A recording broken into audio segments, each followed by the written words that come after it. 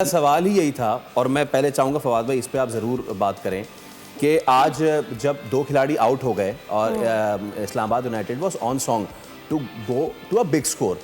पीछे कौन है जनाब आपके? पीछे आज़म खान बैठे हुए हैं, पीछे हैदर अली बैठे हुए हैं, अच्छा एक और प्लेयर हैं वो भी बैठे हुए हैं, मैं जो कि अंडर 19 से भी आए हैं, जिन्होंने मुल्तान की तरफ से खेलते हुए सियालकोट को बड़ा फैटा लगाया, मोहम्मद शहजाद वो भी बैठे हुए हैं, वो भी बड़ा अच्छा प्लेयर है।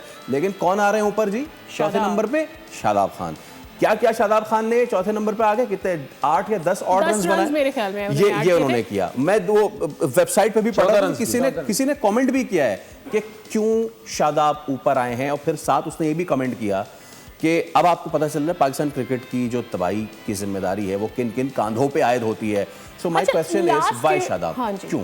सियाना है ना फवाद भाई। लास्ट ईयर जब शादाब से ये सवाल किया गया था, he said I add more value to the team when I come at 4. Oh nice. So what is this value that we are missing? इस क्रिकेट में होता ये है, जिसके बेसिस पे बदकिस्मती ये है कि हम अपने मुल्क की टीम बनाते हैं जी।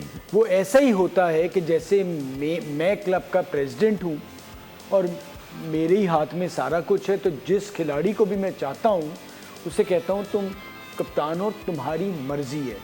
और टीम जब अच्छा कर रही होती है, आप टाइटल भी जीते हुए, 2 मैच जीते हुए, तो जवाबदेह जो बेसिकली मैनेजमेंट भी जो है ना, उस पर कप्तान एक बड़ा पावरफुल होता है और उसको कहा होता है कि चले जी ठीक है क्योंकि आप जीते हुए। तो उसमें उस नुकसान मैं आपको बताऊं, शादाब का जहाँ से शुरू हुआ ना, वो वहीं से शुरू हुआ जिस वक्त बैटिंग पे वो 3 नंबर आना शुरू हुआ जी। वो बॉलिंग फिर उसकी ख़राब होनी चाहिए, उसने खुद अंदाज़ा नहीं हुआ। क्यों कहते हैं ना मोहब्बत में हम बच्चे को बिगाड़ते हैं, वो इस मोहब्बत में ख़राब हुआ।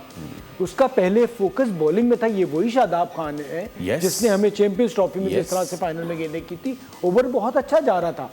फिर जब फोकस बैटिंग की तरफ हुआ तो बॉलिंग एक ऐसी चीज़ है उसको आप छोड़ नहीं सकते, तो वो नुकसान अपना कर गए। अब वो यही है कि मिजाज बन गया, आप उसी का फ़ायदा कह लें, सारा कुछ कह लें, आपके हाथ में सब कुछ। बट ऊपर लेवल पे जो खिलाने वाले हैं उनको ज़रूर इस चीज़ का जहन में रखना चाहिए कि पाकिस्तान टीम में अगर आपको बॉलिंग ऑलराउंडर चाहिए तो बॉलिंग कैसी हो रही है वो वहाँ पर ज़रूरी है। यहाँ पर ये एडवांटेज है। साथ साथ मैं आपको बताता जाऊँ, जो तनवीर साहब ज़्यादा फरहान के हवाले से बात कर रहे थे कि जो पाकिस्तान में होना चाहिए, इस मुल्क में सीज़न में एक तनवीर ने भी एक सीज़न में टॉप किया था बॉलिंग में, ये तो टेस्ट क्रिकेट खेल गए।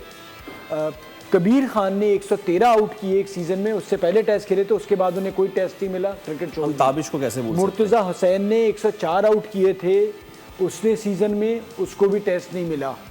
जो सीज़न में आए भी हैं ना, एजाज जूनियर भी टॉप करके आए थे, 3 टेस्ट। जो वैसे पसंद से आते हैं उनको 10-10 मैचेस मिल जाते हैं। जो ये परफॉर्मर होते हैं ना, उनका ये देखिए, तो आप ज़्यादा फनान मैं मानता हूँ 2014 से लेके आपने 2024 तक खिलाया, ऑस्ट्रेलिया न्यूजीलैंड तोड़ के चले 90 रन, अब आप दिखा देंगे कि जी ये है। आप एक प्लेयर इतना करके आता है जैसे तनवीर बात कर रहे हैं, भाई उसको 7 मैचेस 8 मैचेस दे दो, उसका बैठो 2 साल करना, फिर हम और करेंगे। लेकिन इस तरह से जब आप तलवार रख के खिलाते हैं ना, तो वो उसके साथ ज्यादती होती है। अच्छा, उसमें सब्सक्राइब करें और बेल दबाएं ताकि कोई खबर रह न जाए।